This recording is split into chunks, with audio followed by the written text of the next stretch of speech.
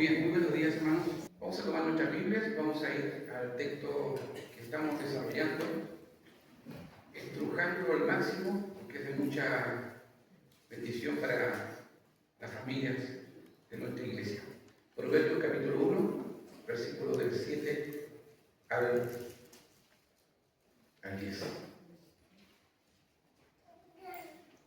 Proverbios 1, del 7 al 10.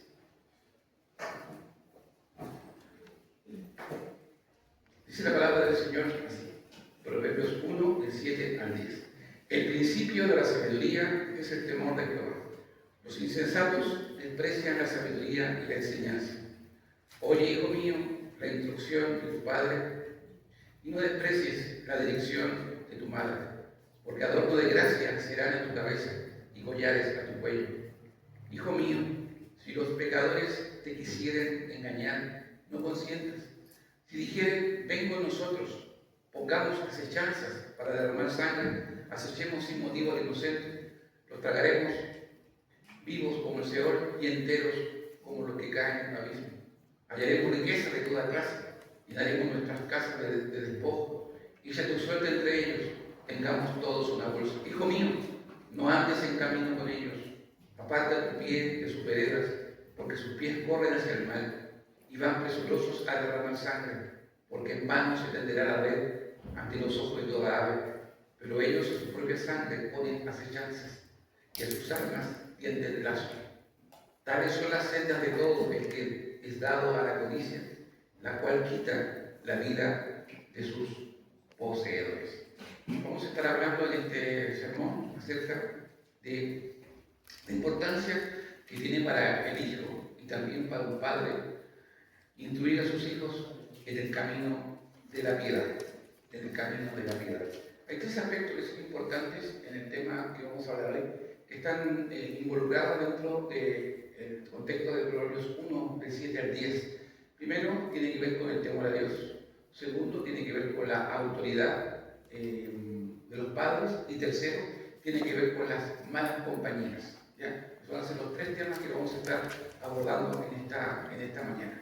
Repito, temor a Jehová, autoridad de los padres, y tercero, las malas compañías.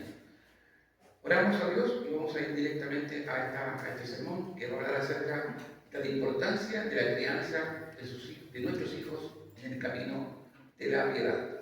Oramos. Amadísimo Señor y Padre Celestial, Padre, nuevamente, Padre mío, nos pones aquí en este lugar para, con toda reverencia y con toda atención, atender a tu palabra, Dios mío.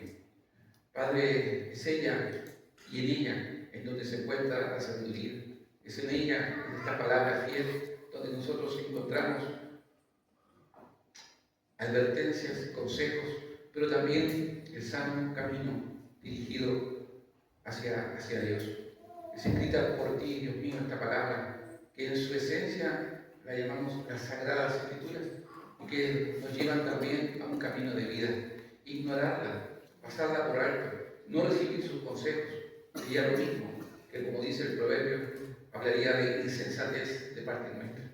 Hoy se elaboran muchos y muchas formas, muchos métodos, muchas alternativas en la crianza de los hijos.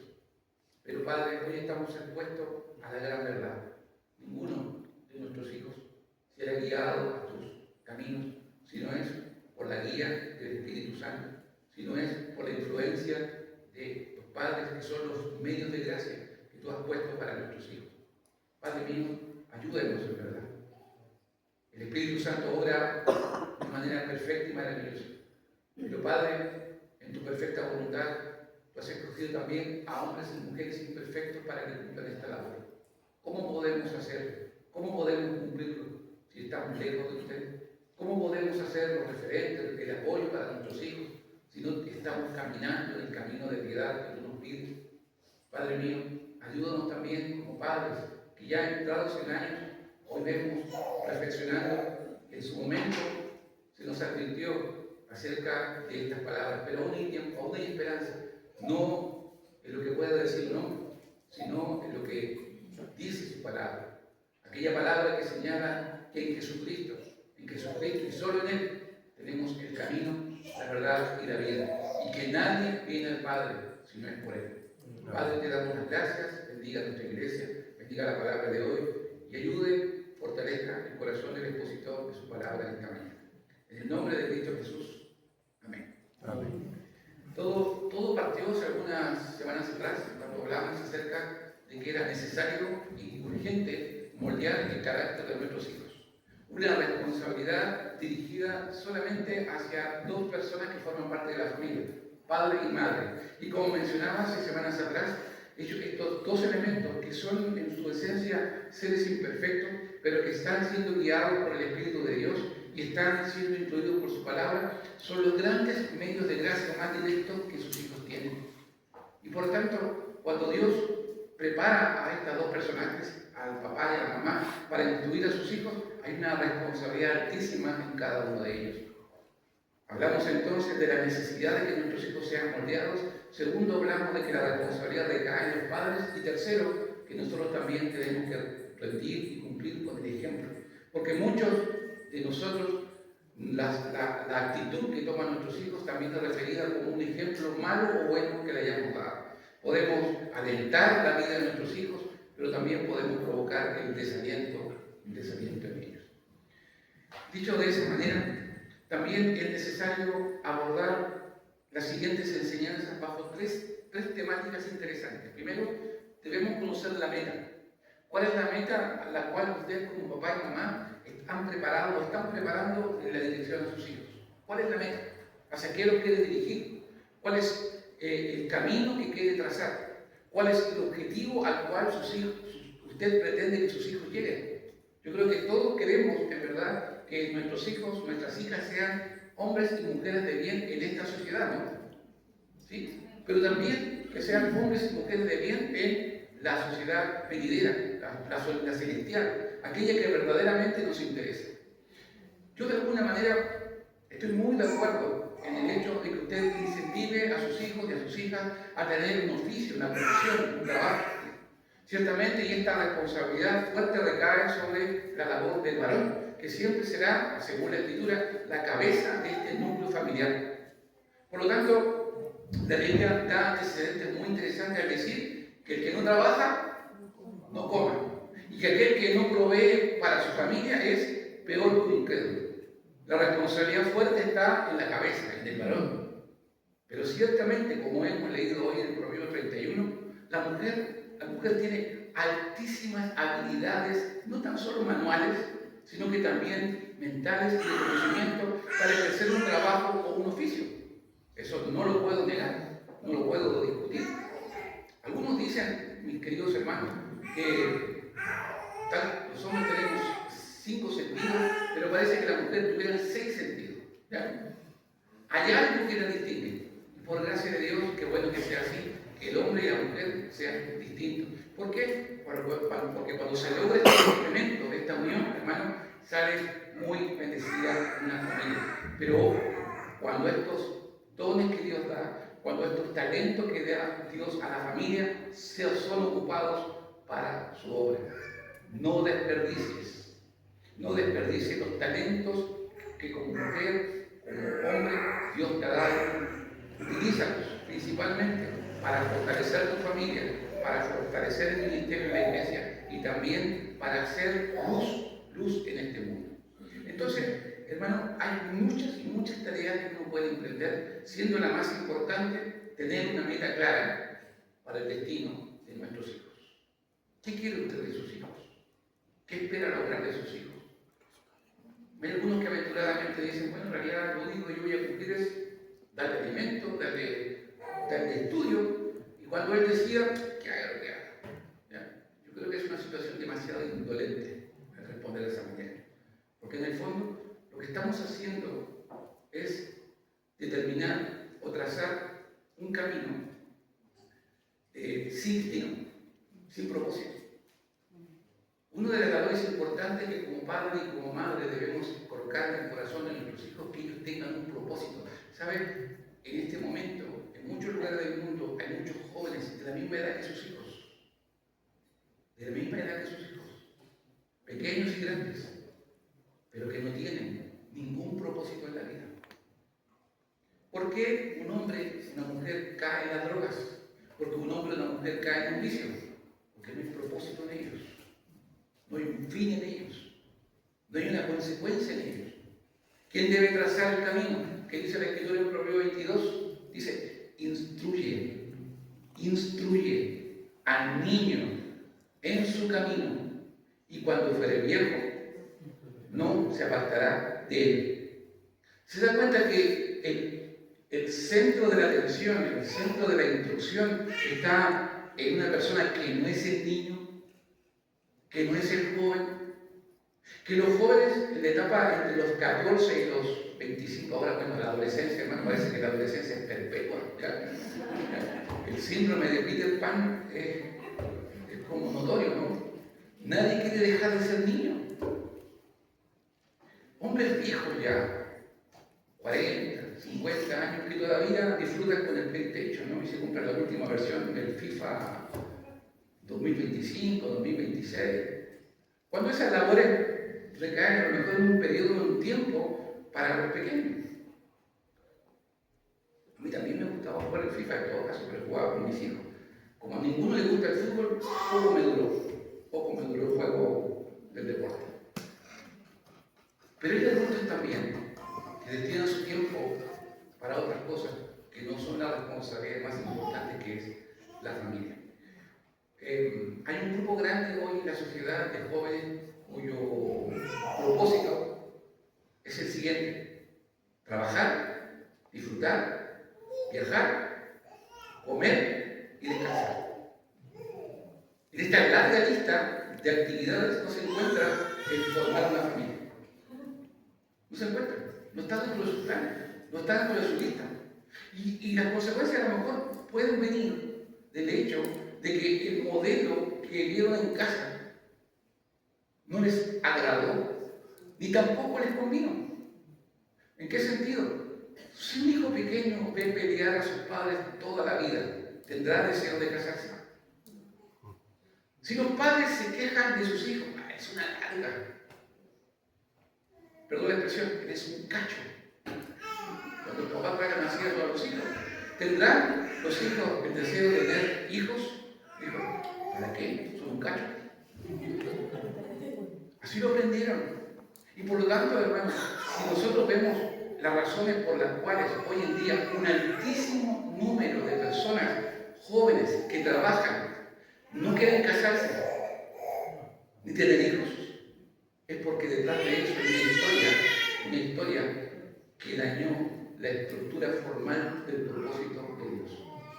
Hoy que tus hijos viven en casa, hoy que tú tienes la oportunidad de congregarte en una iglesia, hoy que tienes la maravillosa bendición de ser cristiano y ser guiado por el Espíritu de Dios, hay muchos padres que conocen tardíamente al Señor y dicen: si yo hubiera conocido al Señor antes, muchas de estas cosas no habrían ocurrido. ¿No es cierto? Ese lamento que muchos matrimonios sienten y ven cómo sus hijos están en el mundo y ellos ahora entienden cabalmente que el propósito era empezar desde pequeños con ellos. Por eso tener hoy, así como lo tiene María Termina a su bebé en sus manos, y cómo la orienta, la corrige, y cómo su esposo John está al lado diciendo: vas a ver, en la casa te voy a corregir. Desde pequeño, la instrucción es importante. Pero la instrucción va acompañada primero de una meta. ¿Hacia dónde quiero llegar? ¿Qué desearía usted de sus hijos?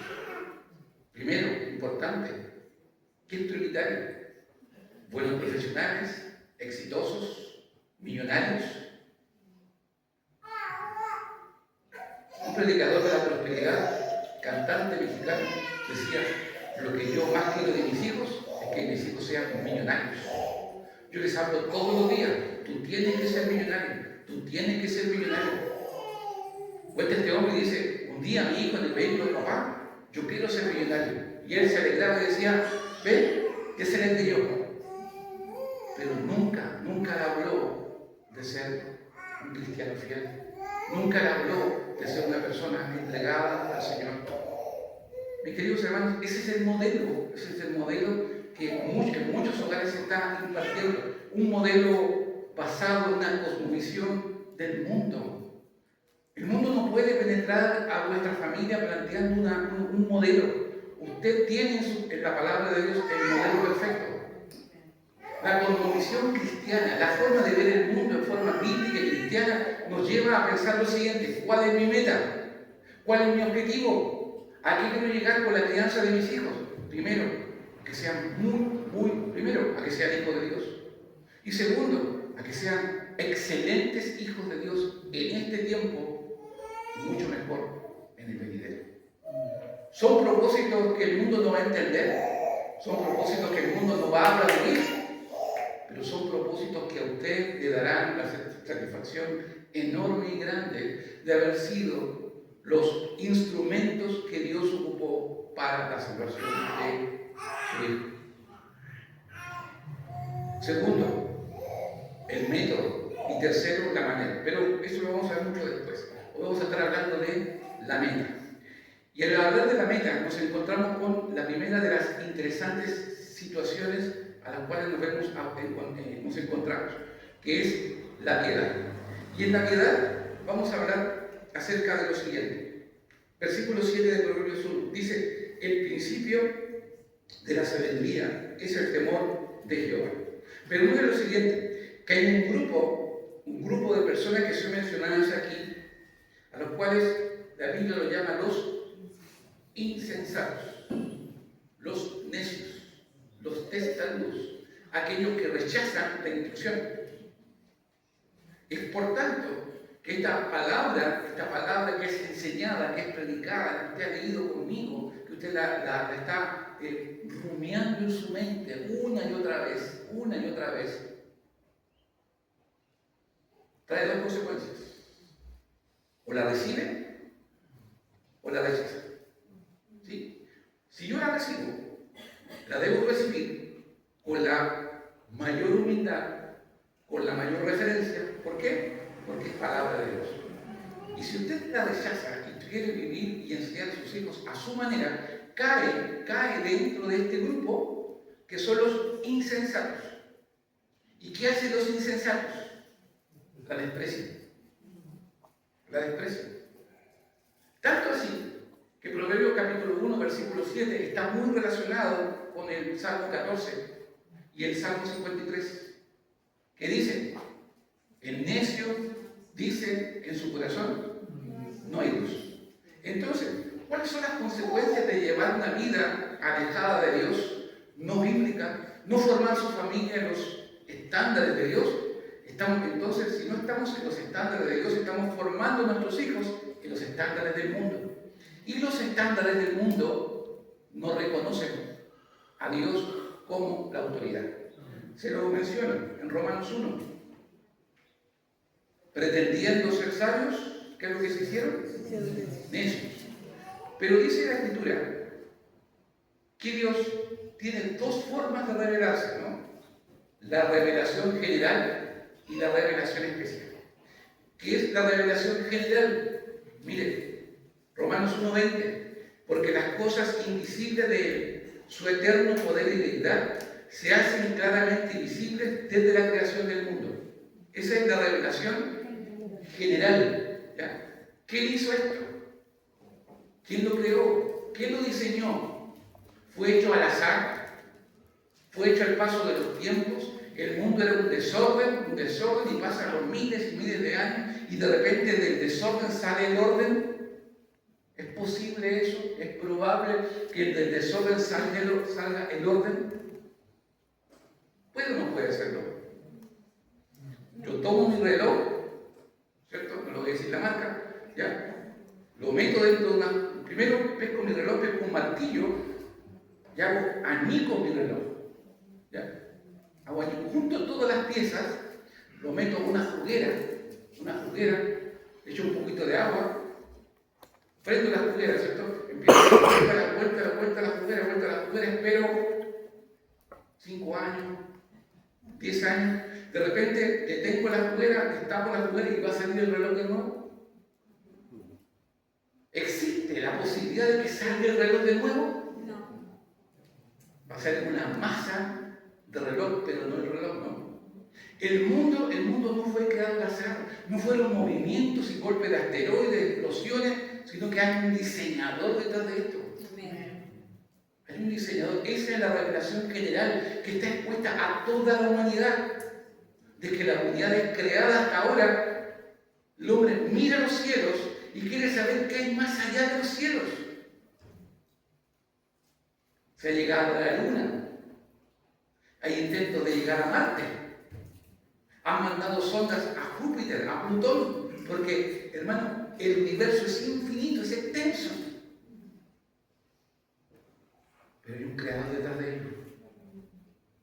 Y dentro de todos los múltiples planetas hay uno que el Señor preparó para que en ese planeta hubiera vida.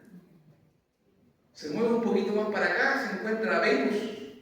De lejos se ve hermoso, los colores muy hermosos, pero su aire está contaminado con algún ácido que al respirar todo muere ahí. Pero la Tierra es un lugar perfecto para vivir. ¿Y por qué? Porque hay un diseñador. Porque hay un diseñador, porque hay alguien que lo hizo. El solo hecho de respirar, imagínense, son moléculas de oxígeno que invaden nuestro cuerpo, que van provocando que ese oxígeno entre a las venas y vaya transmitiéndose el oxígeno a lo largo de todo nuestro cuerpo. ¡Qué obra maravillosa!, ¿no? Tremenda obra maravillosa, la de la creación. Pero dice la Escritura, pues habiendo conocido a Dios, no le glorificaron como a Dios, ni le dieron gracias, sino que se envanecieron en sus razonamientos y su necio corazón se llenó de tinieblas. El mundo que vivimos hoy es un mundo en donde desde pequeño hasta grande, dada que la familia se destruye, dado que ya hay un modelo bíblico ni un modelo de Dios incrustado en ella, la generación sin Dios que estamos viviendo hoy es una generación anárquica. Es una generación que propende a la destrucción, que ya no le encuentra valor a las cosas, que si hay la oportunidad de destruirlo, algo lo va a destruir.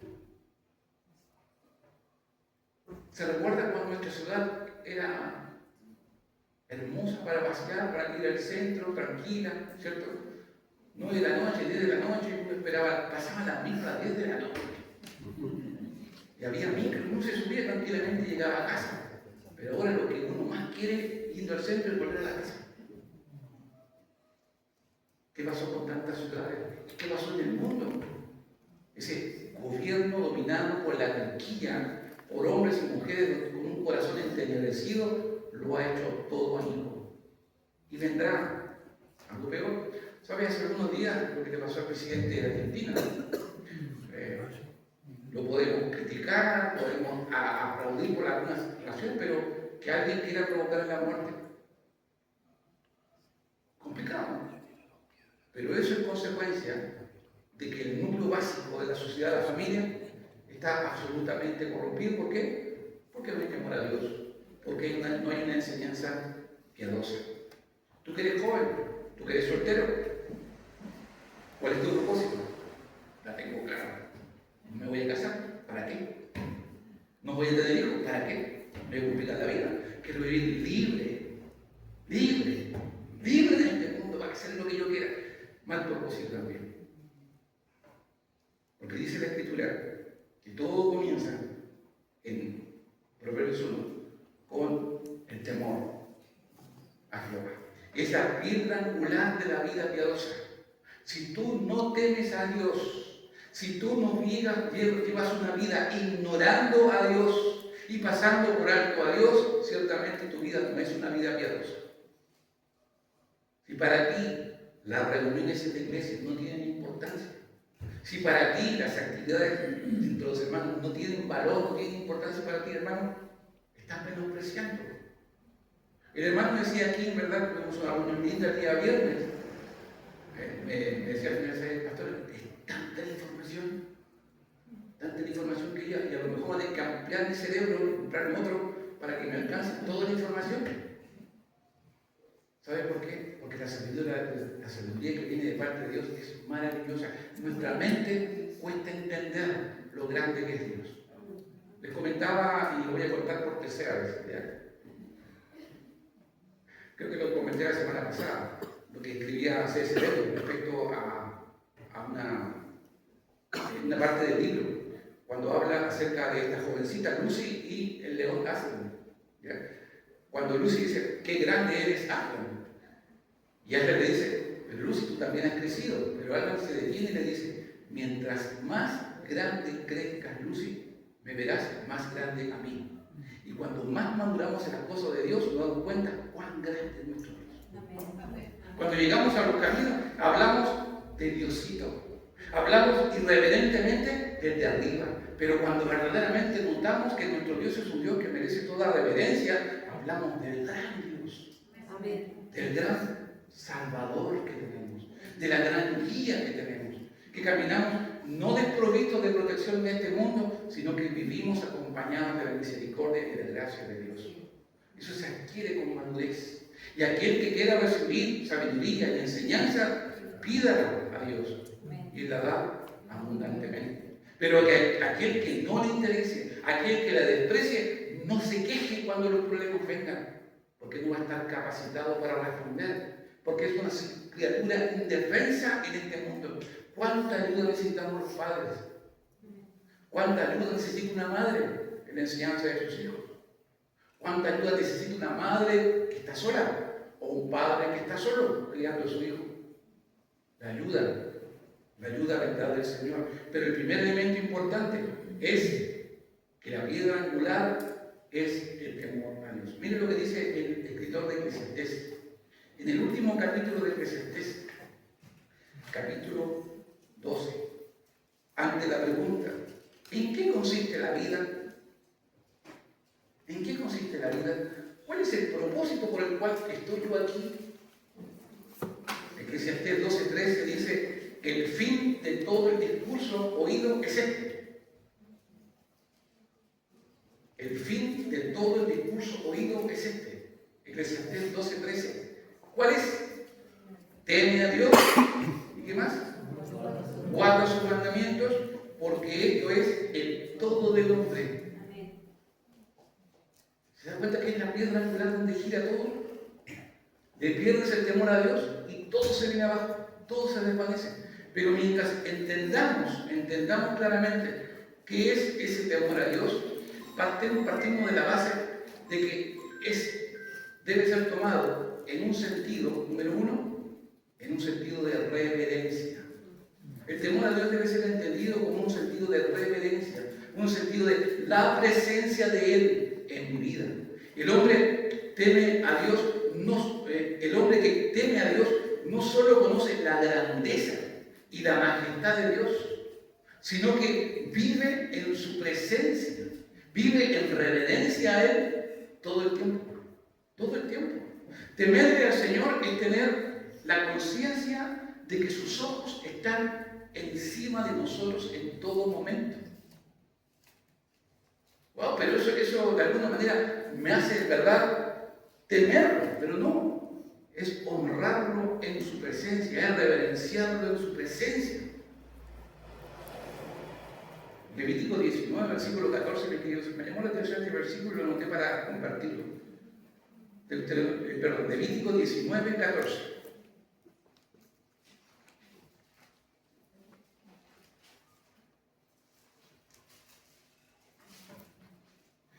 A veces hacemos cosas que como que no tienen sentido, ¿eh?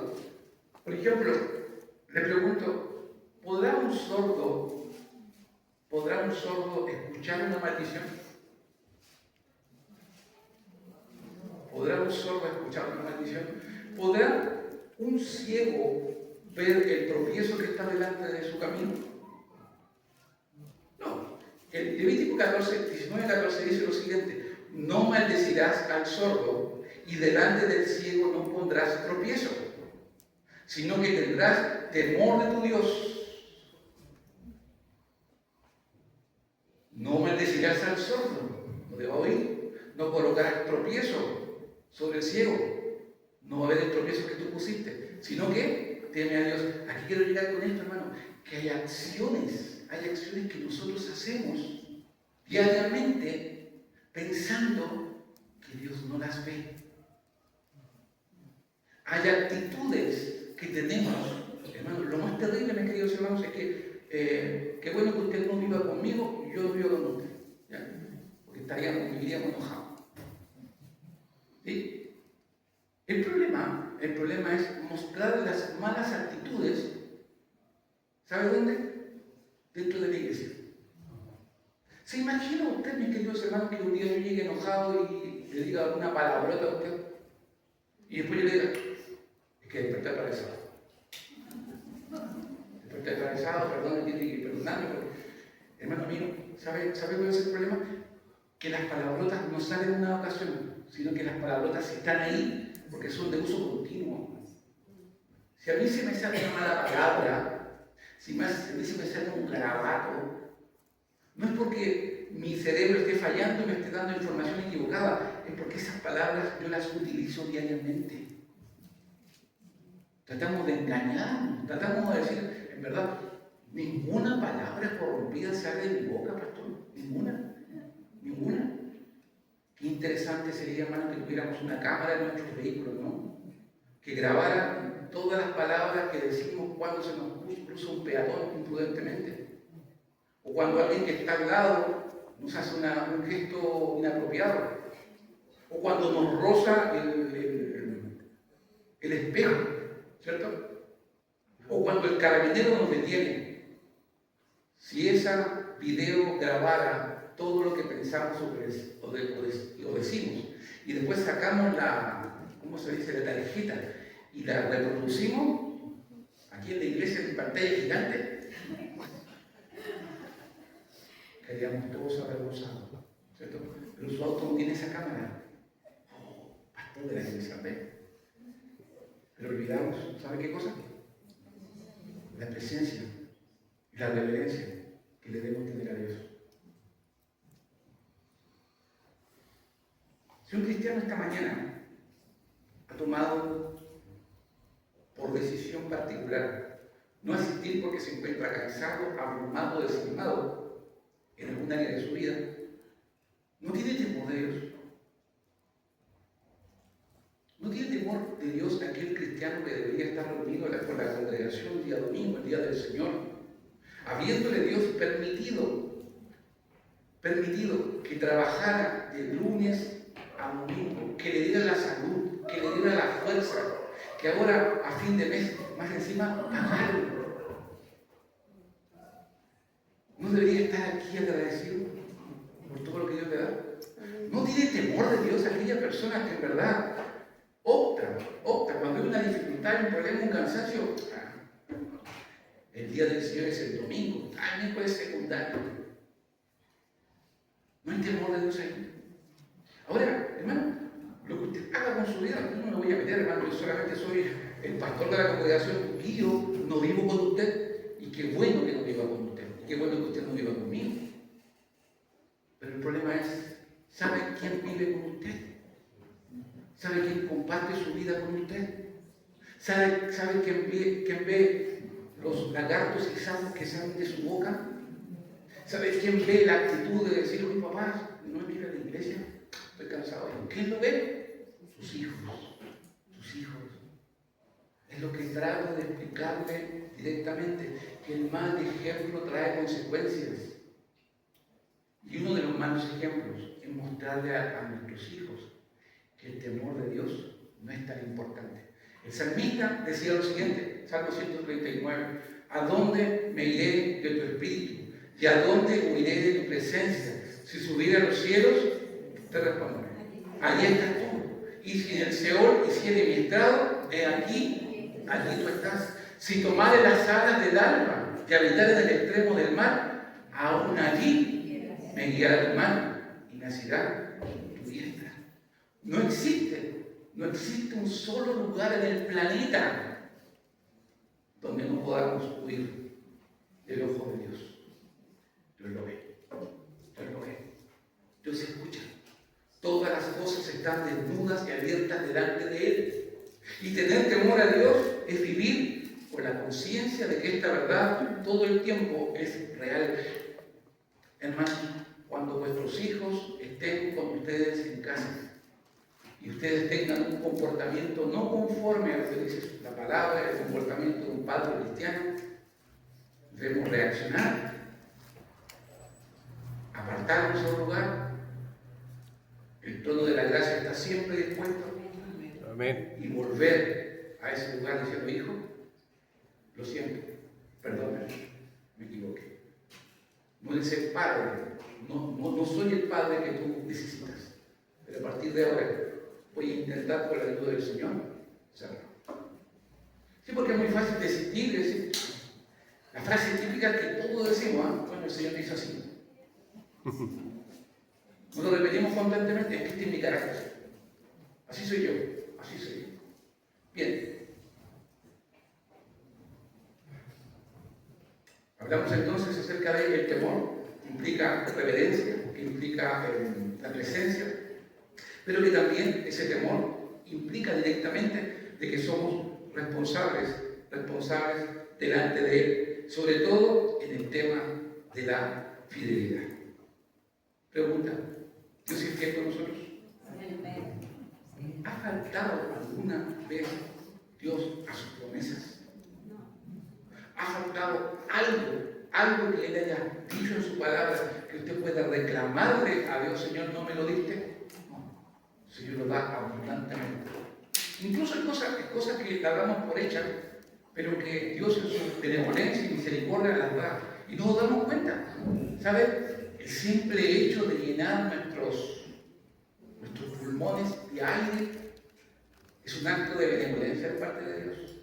Y debería provocar en nosotros una reacción de gratitud para Dios. Qué bueno nuestro Dios, ¿no? Qué maravilloso es Él. El hombre que teme a Dios tiembla ante su palabra. Sabe que está delante de el Dios Todopoderoso, delante de su palabra viva, que es viva y es eficaz. Pero que detrás de Él hay un Dios Todopoderoso, creador de la tierra, creador de todo, soberano del universo. Isaías 66, versículo 2. Isaías 66, versículo 2. Mi mano, dice el Señor, mi mano hizo todas las cosas. Y así todas estas cosas fueron. Dice Jehová, pero miraré a aquel que es pobre y humilde. Pobre no, yo soy pobre y humilde, de espíritu. Y que tiembla mi palabra. Oh, hermano, venid los días miércoles a estudiar el profeta Joel. No es masoquismo ni nada, pero cuando el profeta Joel habla directamente, nos llega duro, nos llega firme, acerca de la rebeldía que hay en el corazón del hombre, pero también nos pega fuerte, porque el profeta Joel habla del día del juicio final, y nos pregunta, ¿estás preparado para ese día? ¿Estás preparado tú y tu familia para ese día? Y ahí es donde volvemos a casa reflexionando al respecto. ¿Estaré preparado para ese día? ¿Por qué? Porque le ponemos atención a la palabra. Porque temblamos cuando esta es expuesta, pero temblamos con un sentido reverente. No es que lleguemos a casa y construyamos un búnker para que nada nos pase, sino que lo que hacemos, ¿sabe lo que es? Acudir, lo que dice Hebreos capítulo 4, al trono de la gracia. Al trono de la gracia. Presentarse confiadamente ante el trono de la gracia. Pablo dice en 1 Corintios capítulo 10, 31, si pues coméis o bebéis o hacéis otra cosa, hacedlo ¿para qué? Para la gloria de Dios. Para la gloria de Dios. Toda cosa que nosotros hacemos o practicamos es para la gloria de Dios. Escucha bien la pregunta. Todas las cosas que hacemos constantemente, ¿usted cree que son para la gloria de Dios? Aquello que hacemos incorrectamente, lo que tenemos que hacer es sacarlo de nuestra vida, perfeccionar aquellas áreas para que lo que hagamos, lo que desarrollemos, sea para la gloria de Dios. Partamos de la base del hecho significativo de que Dios nos dio un lugar para el trabajo. ¿Saben? Que hoy en día tener un trabajo es una tremenda bendición. Tremenda bendición. Yo trabajo en una institución donde todos los años salen miles y miles de jóvenes de distintas profesiones, con distintas esperanzas, que van a salir y van a encontrar un trabajo. Y se dan cuenta que después que pasa 2 meses, 3 meses, 4 meses, un año, no lo encuentran. Y migran de la ciudad. El Señor es bueno y ha sido bueno con muchos de nuestros hijos. Porque existiendo la dificultad de trabajar hoy, el Señor también le ha permitido encontrar trabajo en otros lugares y protegerlo. ¿Por qué? Porque junto con el trabajo, el Señor, ¿qué es lo que hace? Disponer un lugar para congregarse. No olviden nunca esta maravillosa relación que existe cuando sus hijos vayan a trabajar, a lo mejor fuera de su lugar, de su hogar, usted adelante los pasos. ¿En qué sentido? Busque usted una iglesia, porque si le dice, busca una iglesia para congregarse, él no lo va a hacer. Así que déjelo todo molidito, preparadito, tipo papilla, ¿sí? Busque un lugar. Si usted puede, llame al pastor que está dirigiendo la congregación, dígale que va a ir un hijo que es cristiano, que como todo joven tiene expectativas, un montón de cosas, pero busque un lugar donde su hijo se congregue. No lo deje solo, lejos, sin la dirección de Dios. Un consejo. Nehemías capítulo 5. Nehemías vio cómo su pueblo fue abatido. Muchos reyes pasaron por Jerusalén durante muchos años y cada rey que pasaba, cada rey extranjero, sometía más al pueblo. ¿Qué es lo que les faltaba a estos reyes? Temor de Dios. Pero mire lo que dice Nehemías 5, versículo 15. Pero los primeros gobernadores que fueron antes de mí, ¿qué es lo que dice?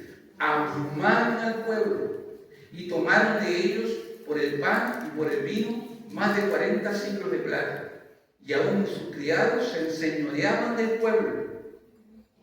¿Cuál fue la reacción de Nehemías? Pero yo no hice así. ¿A causa de qué? Del temor de Dios. Hermano, si nosotros queremos llevar una vida piadosa, como padres, madres, y queremos transmitirle a nuestros hijos esta vida piadosa, tal como dice el autor de Nehemías, dice, yo no hice así, a causa del temor de Dios. Un hombre o una mujer que teme a Dios es distinta a las demás personas.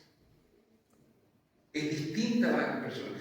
Es una persona que no toma decisiones alocadas, que no es una persona impulsiva, que no toma la religión como un escudo para protegerse y para decir, bueno, yo no soy tan malo como los demás, yo asisto a una iglesia, así que yo no soy tan malo o mala. Sino que una persona que teme al Señor valora todo lo que Dios le da, el trabajo, la vida, el lugar donde se congrega, la familia. Eso es tener temor a Dios, vivir una vida piadosa, una vida entregada al Señor. Usted, hermano, tiene conciencia de que los ojos de nuestro Dios están sobre nosotros. Que cuando se levanta por la mañana y lee la Escritura y cierra ese libro y lo deja en la mesita, ¿cierto? Y sale a trabajar, ¿está consciente, hermano, de que Dios está con usted? ¿Está consciente que cuando toma una decisión de inversión, de dinero o cualquier decisión de trabajo, usted debe orar a Dios para buscar en Él la correcta dirección? Hermana, ¿estás consciente que la ropa que ocupas agrada o desagrada al Señor? ¿Estás consciente que la ropa con la que vistes a tus hijas agrada o desagrada al Señor?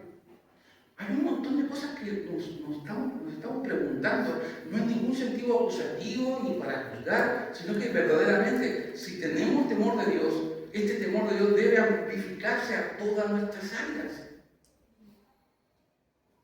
con quién compartimos mayormente el tiempo. ¿Edifica las compañías que tenemos en el trabajo? ¿Te causan tropiezo aquellas personas que hablan todo el día garabato más uno o hablan de la cintura para abajo? ¿Son buenas referencias con las que te estás juntando? ¿Conoces las compañías que tienen tus hijos? Cuando van a hacer trabajos a casa, ¿escuchas lo que hablan? Hay tantas cosas que uno tiene que les debe plantearse. No vivir una vida light, liberada. No, al contrario, debemos preocuparnos en verdad de cada detalle. Si a usted no le preocupa nada, si a usted no le preocupa su vida o carácter impulsivo, si a usted no le preocupa cómo vestir, cómo hablar, cómo comportarse, entonces en usted, mis queridos hermanos y hermanas, no hay temor a Dios. Lo que ve.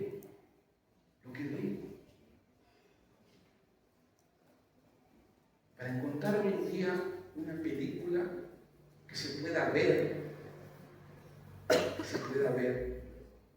las compañías han puesto referencias arriba.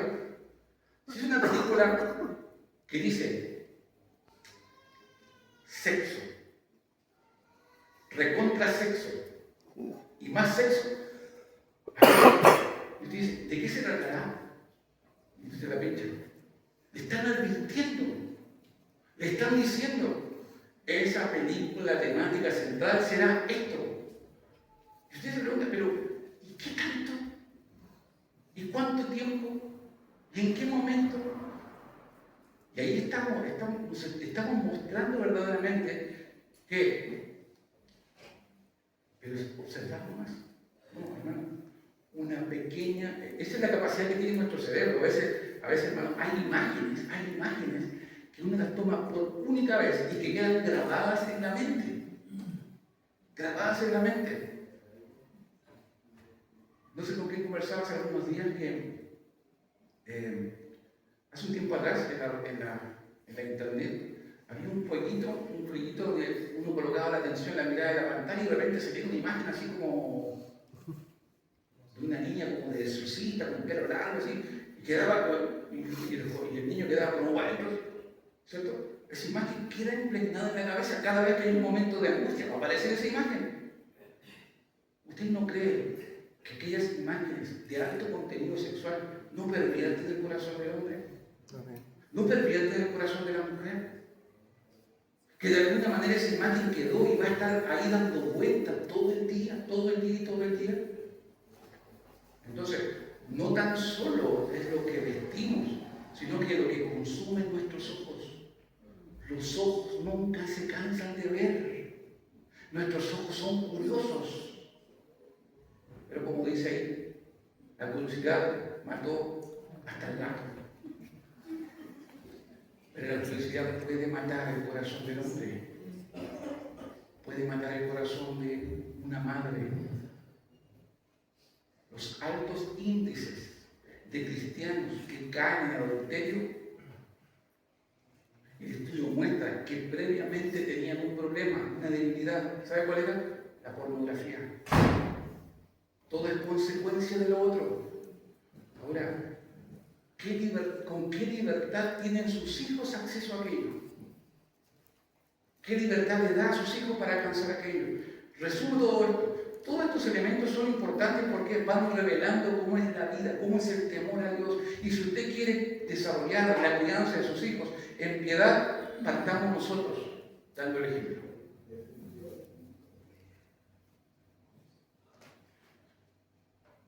Cuando hablamos de moldear el carácter de nuestros hijos o de entrenarlos para la piedad, también hay dos aspectos o extremos que debemos evitar. Primero, el fatalismo. Voy a ir un poquito doctrinal ahora, ¿ya? El fatalismo. ¿Qué es el fatalismo en la crianza? La Biblia dice claramente que Dios es soberano, ¿no? Que Él hace como Él quiere, ¿sí? Que de alguna manera, si Dios determinó que mi hijo va a ser piadoso, entonces nada va a cambiar el designio que Dios hizo de mi hijo. Y por mucho que me esfuerce, mi hijo va a ser piadoso, ¿ya? Y si Dios determinó que mi hijo no va a ser piadoso, entonces por mucho que me esfuerce, no voy a cambiar el carácter de mi hijo. Ese es el fatalismo. Y el fatalismo lleva a la terrible consecuencia de dejar ser a los hijos, sean como sean, vivan libres, ¿ya? Vivan una vida feliz, sin ningún aporte ni consejo paternal ni maternal. Pero la Biblia dice otra cosa, ¿no? Usted leyó conmigo el Proverbio 1. Y nota usted que sí hay influencia de los padres en la vida de los hijos. ¿Dónde usted la ve? En el versículo 8, completo. ¿Lo leemos todos? Proverbios 1:8, bien fuerte. 1, 2 y 3. Oye, hijo mío, la instrucción de tu padre y no desprecies la dirección de tu madre. ¿Cierto? Hay dos influencias ahí, ¿no? Pero, ¿cómo comienza la frase? Oye. Oye, oye, oye. Oye tú. Dice, oye, hijo mío. Oye, hijo mío. Acá hay una frase que muestra preocupación, ¿no? En dos fases. Primero, el incentivar el hecho de que aquel que necesita instrucción debe oír. Ahora, ¿cuál es el problema de todos los temas que uno habla hoy? De todos los trastornos del aprendizaje que hay hoy. Que hay un tiempo muy pequeño en donde el niño pone atención, ¿no? Usted que es papá se ha esforzado de enseñarle las letras a los hijos, los números a los hijos, sabe que hay a lo más, ¿cuánto?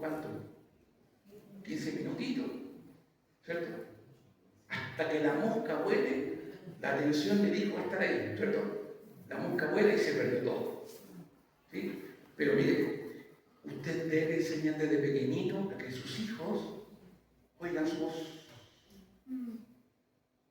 Oigan su voz. Que sus hijos sepan y conozcan. Que aunque estén en el tumulto de un grupo de personas y la mamá dice, Giovanni va a escuchar y decir, es la voz de mi mamá, es la voz de mi papá. ¿Sí? La Biblia es muy hermosa en el sentido del oír, porque dice que las ovejas oyen la voz del pastor. Oyen la voz del pastor. La primera importante labor es acentuar esta frase, que nuestros hijos aprendan a oír. Cuando aprenden a hablar, hermano, no hay quien los pare. ¿Se ha dado cuenta? Cuando los hijos desenredan su lengua y empiezan a hablar, y van los primeros años al colegio o al prekinder, llegan con toda la novedad, empiezan a hablar, pero también tienen que aprender a oír. Lo segundo, el trato. Como dice la Escritura, dice, hijo mío, cercanía, amor. Y luego, aquellas dos personas, una que instruye y la otra que va llevando a cabo esa instrucción. El padre da la instrucción y la madre recibe la instrucción, ahí está la guía, ¿cierto? Y va dirigiendo a sus hijos hacia la meta. Un propósito que es concordado entre papá y mamá. Por eso es tan importante que estos dos elementos sean del mismo sentido, bajo un mismo propósito. Yo quiero que mi hijo sea el mejor doctor. Y la otra parte, no, yo quiero que mi hijo sea un hijo reverente a Dios. Mejor doctor, no, un hijo reverente a Dios. ¿Cuál ganará? La que tenga más influencia. Y la que tenga más influencia, mis queridos hermanos, nos obliga tanto al papá y a la mamá de que olvidemos estas estructuras filosóficas que hablan del fatalismo o del conductismo. ¿Qué es el conductismo? Es lo siguiente: nos esforzamos por exigir a nuestros hijos que se comporten de una manera, porque el conductismo dice que si hacen esto y aquello, entonces obtendremos esta meta. Pero nuestros hijos no son como las expendedoras de bebida. ¿Se ha dado cuenta cuando hay expendedoras, uno meta a ver una Coca-Cola? ¿Y saben una Coca-Cola? o aprieta un botón para sacar agua y sale el agua. Nuestros hijos no son así. Nuestros hijos tienen decisiones propias. Y también nuestros hijos están sometidos a la influencia del pecado y a la influencia del mundo. Cuando nosotros tratamos de formar a nuestros hijos bajo conductas, los padres están muy bien, muy alineaditos cuando están en casa.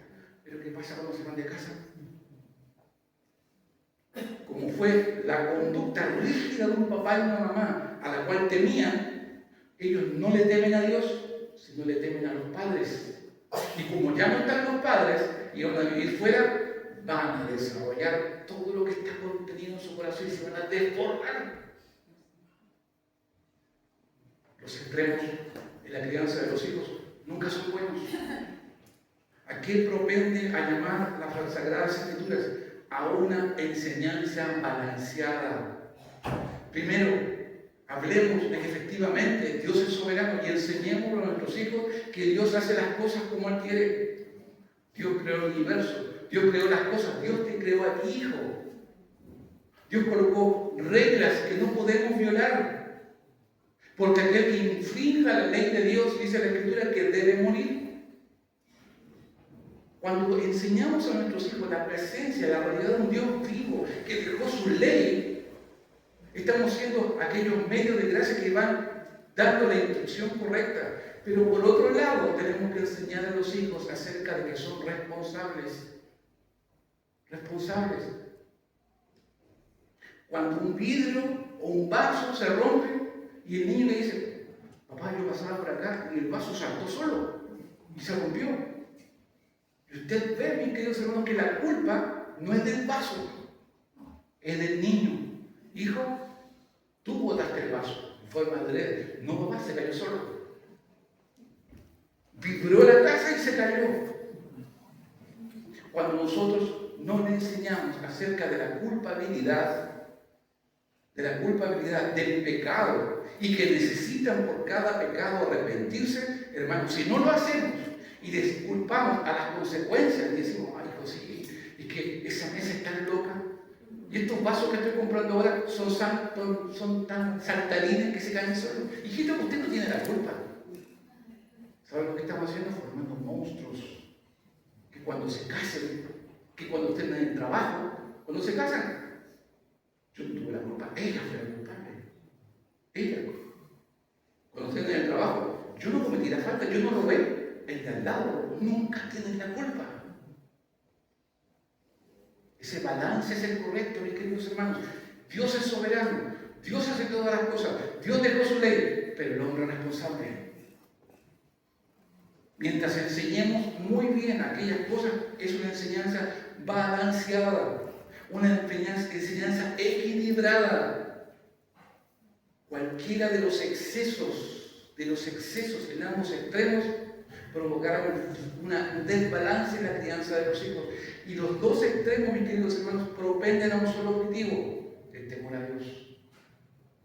Un hombre, una mujer que tema a Dios, sabe que Dios es soberano, pero sabe también que el hombre es responsable. Y que al final pagará las consecuencias de sus hechos. Termino. Gracias a nuestro maravilloso Dios. Primero, porque Él es soberano. Y gracias a nuestro maravilloso Dios, porque yo soy responsable. ¿Sabe por qué? Porque dicho de esa manera, el plan de Dios es un plan extremadamente perfecto. Por lo siguiente, como el ser humano es falible, el ser humano tiene que asumir su responsabilidad en sus fallas. ¿Usted ha cometido errores? Digamos en un lenguaje bíblico, ¿usted ha pecado? Amén. Porque es muy diferente decir, me equivoqué. Inconscientemente me equivoqué, a decir, he pecado, ¿no? Como Dios es soberano y siempre será siendo soberano y el hombre responsable, es necesario enseñar que el hombre sea responsable. ¿Y cómo enseñamos que el hombre sea responsable? Que el hombre admita que es pecador, que es culpable, y que el hombre admita en verdad que sin Dios, que es soberano, el hombre iría, ¿sabe dónde? A condenación. ¿Qué hizo Dios? Porque el hombre no puede hacer nada.